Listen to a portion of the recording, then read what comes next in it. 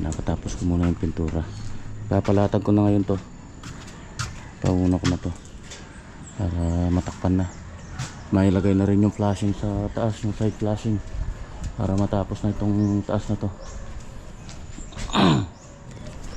Maya maya ipapa bed ko yung mga yung mga gutter nito at saka yung mga side flashing. Dalawang gutter. Alanganin yung tatlong kasi 12 to. Yung pa, yung lap pa. Apat din na apat na side flashing, dalawang gutter. Ay, wala na. Ay, ito pa pala. Teka. May side flashing din pala to. Bilangin ko muna yung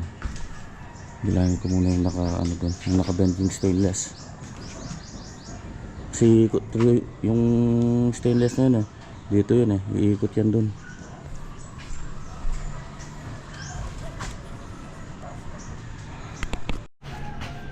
Ayan, 1-0. Saglit lang to, ilang piraso lang yan. 1, 2, 3, 4, 5, 6. Diretso na yan gakarin yan, Ben karas ka rin, kaltasan nyo yan mo karas ka rin, no? Nasa diretso na yan gakarin. Hawak pa Bo. Okay, tara, iwan muna natin sila para may pabend na natin yung mga gutter at flashing. Tapos hanap na rin tayo ng hamba. Na-instruct ko na naman sila kaya na ni Marvin yung gagawin.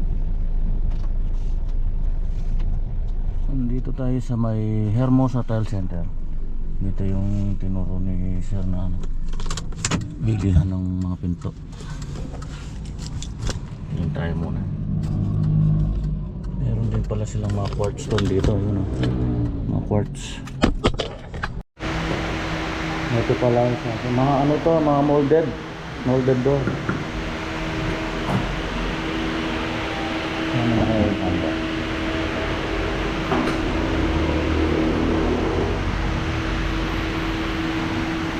$7,800. 80. Wow, pwede na. Kasama na pala yung hamba. 80 by 210. Tapos left swing.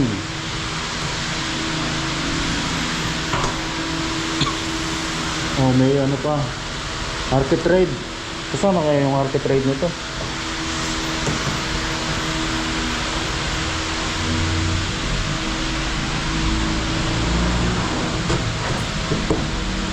Maganda to pang main door.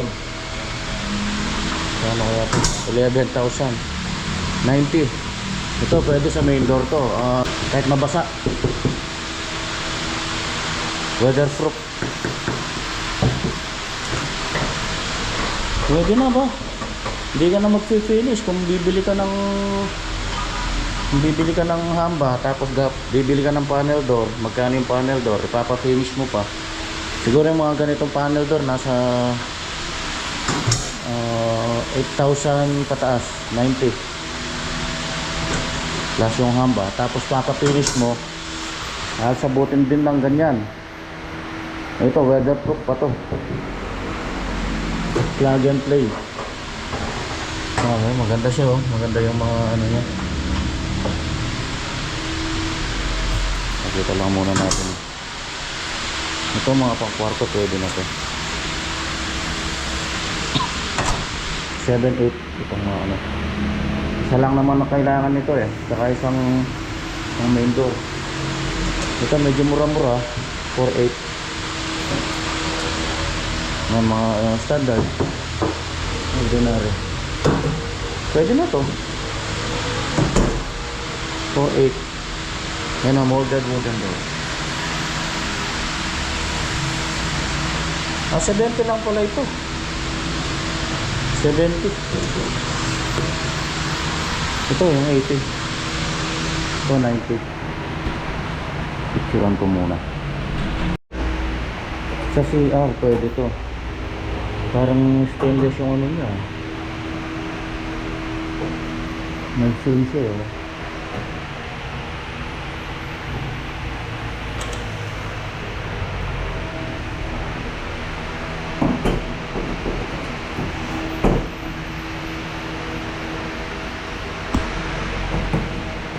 Ang CR lang ito, 70.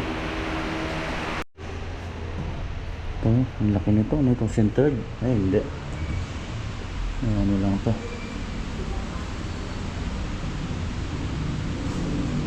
UV board. Ah, centered na. Centered stone. Ayan o. Centered stone, 22,000. Dami pala dito. Kompleto rin pala dito. Para ka na rin nagpunta ng Dao. Ayan o. Ito, mga floated panel. Mga mahal.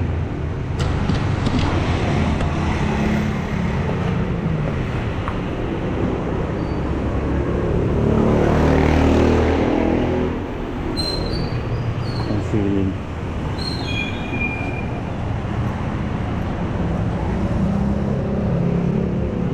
Ito, mga PVC lang din to eh. PVC panel pero malalapad.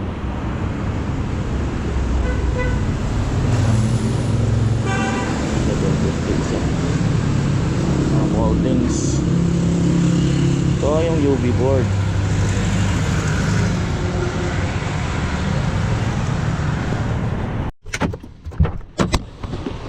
Ayun, nakita ko na. Ito yung sinasabi ni sir na ano, hanggang spiral.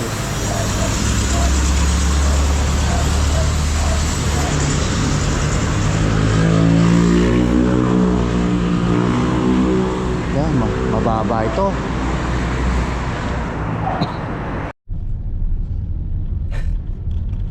Ang mahal nung ano, ang mahal nung spiral na ano, na stair, pure stainless.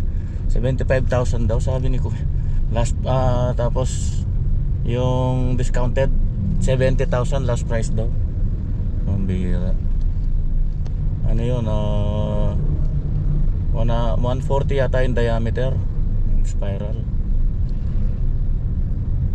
Tapos sila na rin yung mag-i-install. Tapos nagtanong ako ng mga gutter nila, napakamahal. Yung 0.511 daw bawat isa, cut 24. Ang mahal dito. Ayun, 7Ms yung sinasabi ni sir.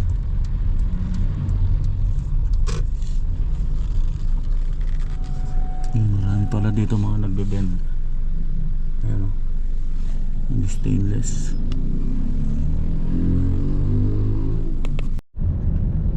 Okay, ayos na. Na-order ko na yung mga gutter at flashing. So mamaya para after lunch matatapos.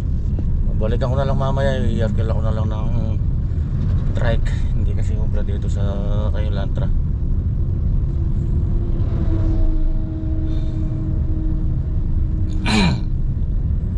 Yung mga pinto yun, sa after holiday na natin i-order yun kasi hindi pa naman kakailanganin ngayon.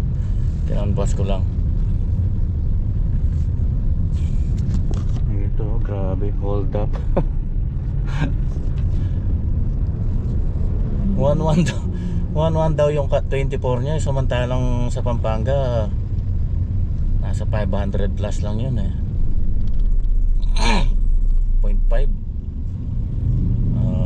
Banawe type na mga gutter at side flashing.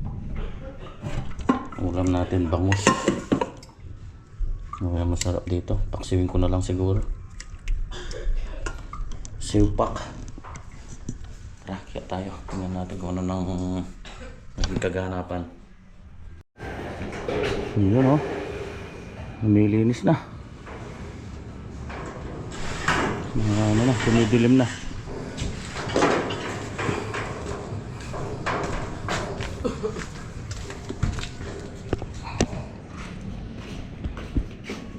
Ang ganda. Malinis. Abot na hanggang doon, Trem? Kaya mo na? Di na may kaya ka. Nabitin yung pag-scroll doon eh. Kasi 350 lang yan. So yun lang ang tatapalan yan. Malit lang oh, konti lang. Pero sakto na sana yan kung hindi tayo nag-lap doon sa baba eh. Kaya hindi ko na binuo. Sayang naman kasi kung lahat yan mapuputol eh. Tetang pitabasan. Ito yung mga retaso. Magandaan nito pagka sinalpak mo, yun na. Wala nang pipinturahan. Finish na kaagad. Pipili ka lang kung anong gusto mong kulay yan. Marami namang available na kulay yan. Gusto mong puti, meron din.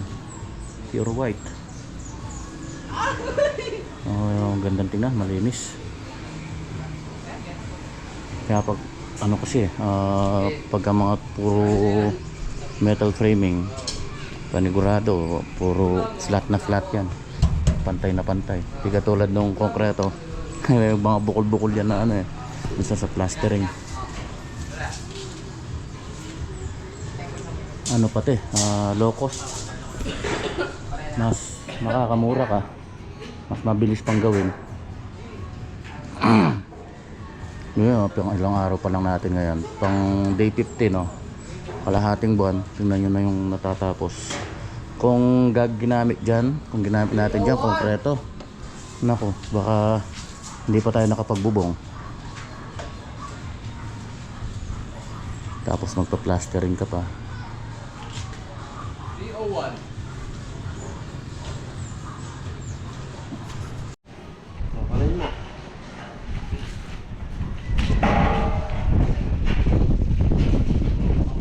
Dito grinderin mo na lang, hindi mahirapan ka maggupit dito niyan. Yun na lang gupitin mo yung May battery na ba? Sabi din.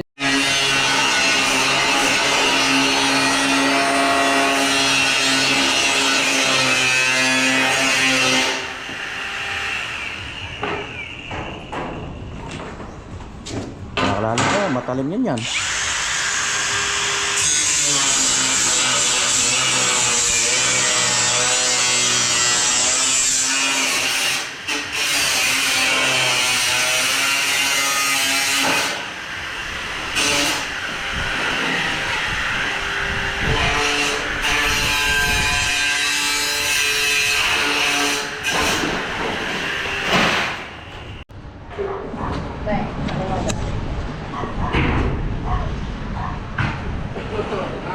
Yun na yung pinaggupitan ha, matalim yan.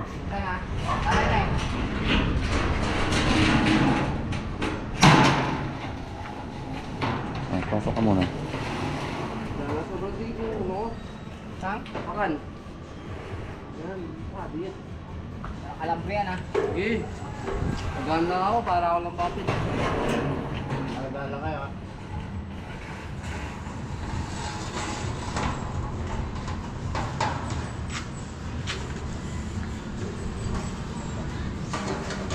Oh, kuya. Hindi ah. Hindi na ha. Pwesto lang ako. Sige. Tama ba mali ako? Ikaw, yung pantay mo dyan. Hindi, tama ba dyan? Wala sobra? Okay naman. O, tas konti. Tas konti. Yan.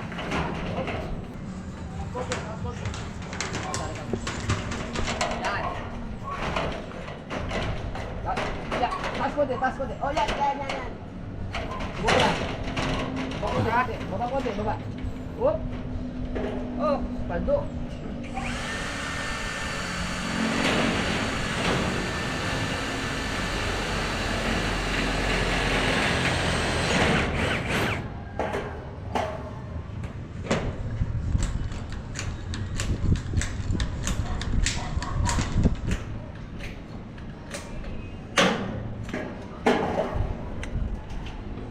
Kaya ko lang makatali kita, 100 kita.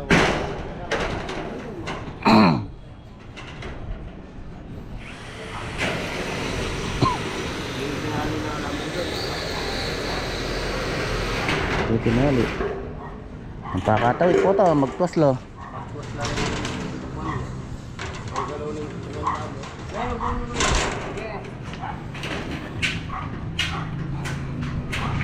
Ang bilis. Yung CR, dito yung pinto ng, ay, dito yung bintana ng CR.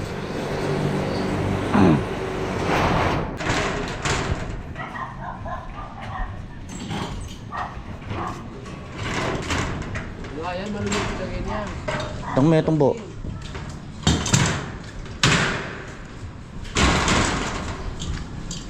Umuha ka rin. Oh, kailangan yun. Yan. Yan.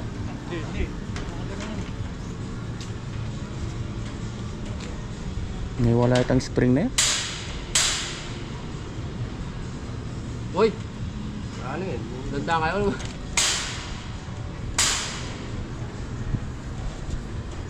Ay, ka naman ang barena. Wala yung muna sa may binahagi na. Wala yung muna sa may na para... Nagkaroon nga pala tayo ng konting revision dito. So bali, instead na 2 kwarto, 1 kwarto na lang daw dito. So i-extend lang tayo dito ng mga 60 cm para dun sa pinapalagyan kasi ng walk-in closet dito. Tapos yung natitira, yun na yung family room. Pakaluwag, laki. Hallway natin dito 120. Nandito yan. So dito na tayo. Dito na yung partition natin ng kwarto na yun. Tapos yun, hallway na yun. Para dito nakakapit yung ating ano dito, yung wall natin. Pag naglagay tayo ng ano, vertical na stud. Tapos dito rin yung pinto. Dito sa may bandang dulo. So yung bintana as is pa rin yun. Ito lang mababago, yung bintana nito magiging isa na lang siguro. Ay, hindi pala bintana to, bali 3-bay sliding siya na pinto. So dito na natin ikakanto yun. Hindi pwedeng isentro, tatamaan itong ano eh, tatamaan itong poste. So dito na tayo kukuha. Mula dito 180. Dali 360 yun. 180.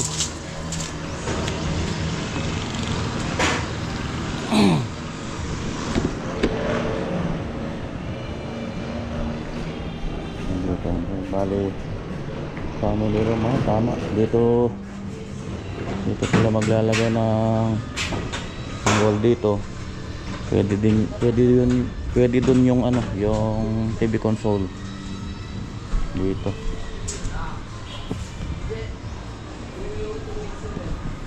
TV console.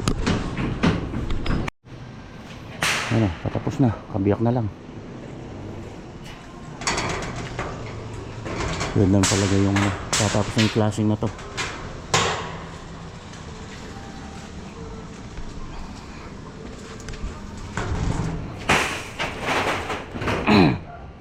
Nilayout ko itong ano, yung pag-screwhan ng ating side flashing. Bali ganito to eh.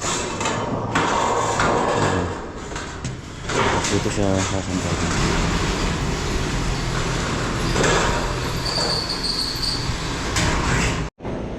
Yun, sarado na. O yun na lang, yung maliit na siro na yun.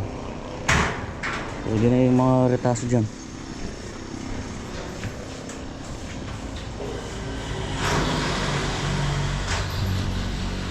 Tara, kunin muna natin yung mga gutter na pinabed ko. Ito nakalimutan kong dalhin kanina. Kulang pa pala ito ng tig-2. Dalawa itong ano, fascia cover saka isa nito. Kalimutan kanina eh, hindi ko nadala. Yan, hintayin ko na. Ayan, ginagawa na yung fascia cover at saka wall angle.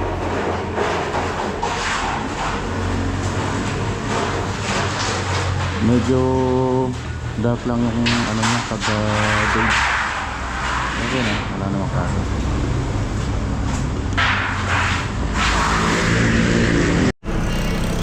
Ayun na yung mga gutter. Nag-aabang lang ako ng tricycle. Mahirap pala yung tricycle dito. May mga color code.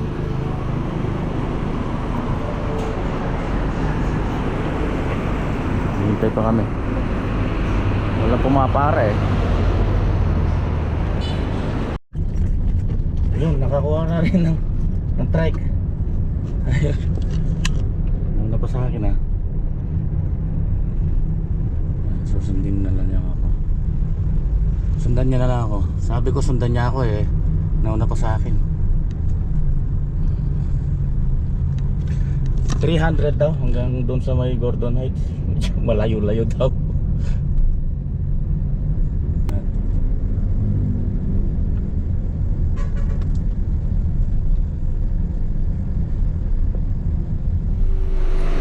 Yun na oh. Parang uminit ah. Hindi ka mukha nung larguhan yung hangin eh. Nasaraduhan na yung ano, side flashing. Bukas ito naman. Pupunta tayo dito.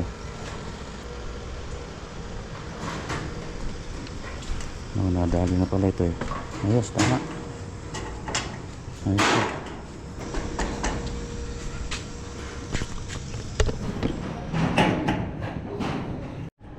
Yun oh, sarado na. Isang flashing na lang. Maabot na pala yung ano. Ay, sara na pala. Sumobra ng isa. Yun. Ay, sarado na. Alis na tingnan sa labas niyan. Ito na, ipa-welding ko na rin to. Pwede nang ibalik yung yero niyan. Tapos pwede nang ilagay din yung ano, yung side flashing.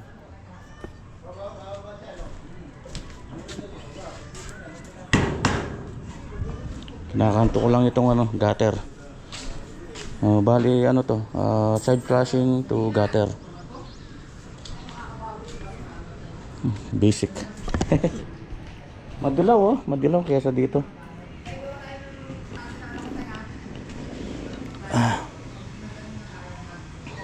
Unti-unti masasarado na natin yan.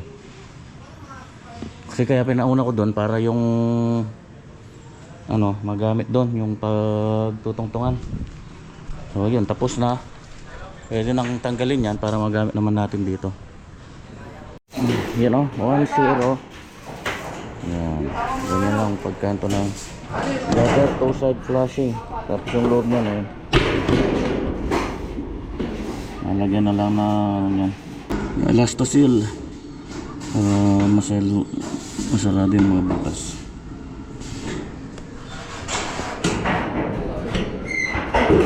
Kapal. Standard siya na 0.5. Kabila naman. Lalagay na rin sila ng dito. Horizontal. Napabaklas ko na yung ano. Tapos na tayo dito eh. Natanggal na yung mga scaffolding. Para magamit na natin. Dami to.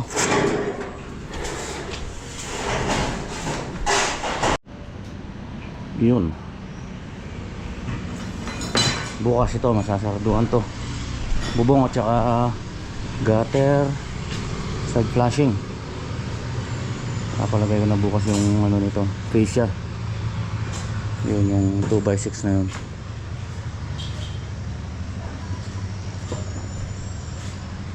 Sarado na. Kahit umulan na yan, dito yung hangin. Safe na tayo sa ulan dito. Ang ganda. Tatag na. Tumibay na lalo. Oh, hindi mo na magagalaw. Pag nailagay yung dingding yan dito, lalo ng titibay. Delikado to. Lumulusot sa tsinelas to.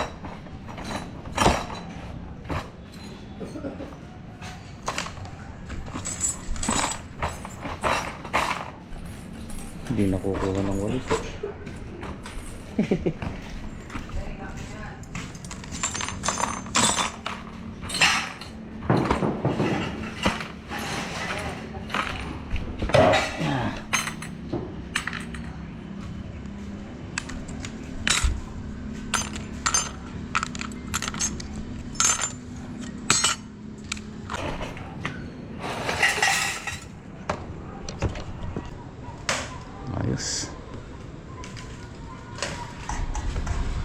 matibay.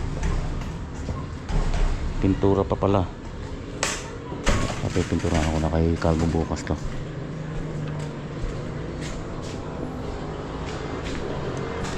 Yung ano pala, yung mga J-molding hindi kayang gawin dun sa ano, dun sa nagbe-bend kasi mas manipis ito eh.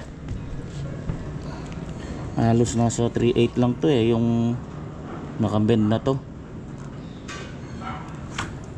So ang pinaka minimum nila na bend, yung kaya ng bender nila hanggang ano, hanggang 1/2 lang.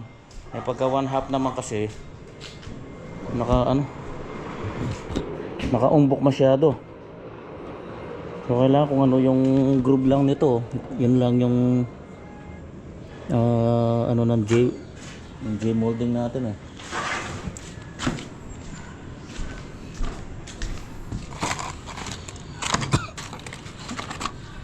Bali ganito kasi yung J molding. Bali ganyan kasi yun.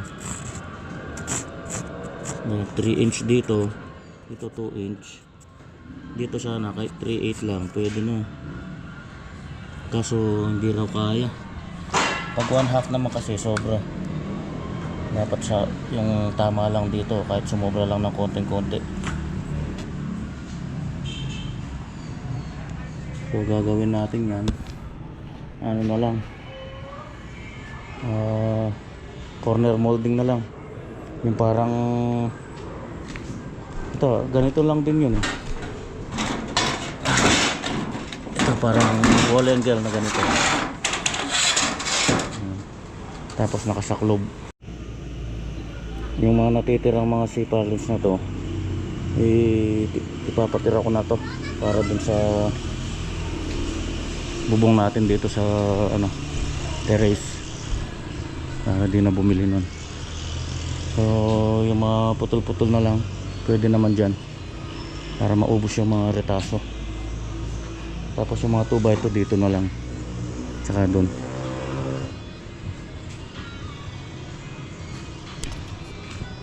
Yung scrap natin oh.